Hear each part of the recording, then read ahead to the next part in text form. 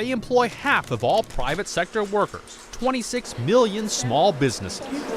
But when it comes to small business doing business with the federal government, location matters. The Associated Press found firms within 50 miles of the White House grab nearly $1 of every $3 in federal contracts awarded to small businesses.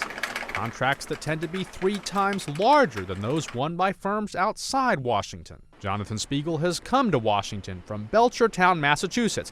The consultant is after a slice of the federal contract dollar. It's really having the opportunity to compete that I'm talking about, being able to get in the door to be able to do that. But it's a long way from central Massachusetts to Capitol Hill.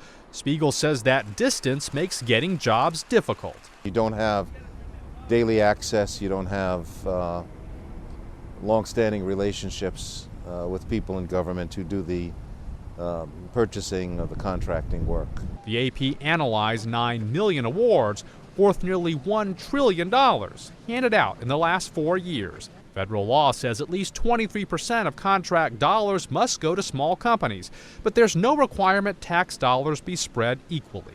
A large chunk of the billions in tax dollars spent on small business contracts ends up here at companies clustered in office parks just outside Washington's Beltway. Companies that are not so small. Federal records show QSS Group in Lanham, Maryland, has snared some 800 contracts valued at $625 million.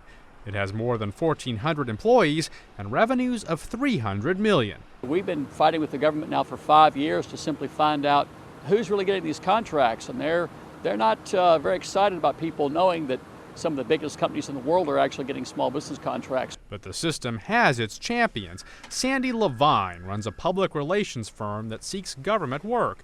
She says to compete in Washington, you have to be in Washington. We meet with their customers, we talk with them, we attend the same educational events, and we go to the same restaurants, we travel in the same circles, and that's crucial. The rules are changing. The Small Business Administration now requires companies be certified, large or small.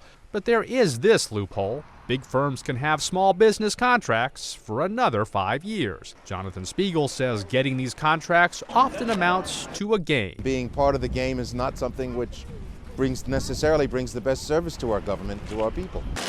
The small business owner on the prowl for government work, where big business now seems to rule. Lee Powell, The Associated Press, Washington.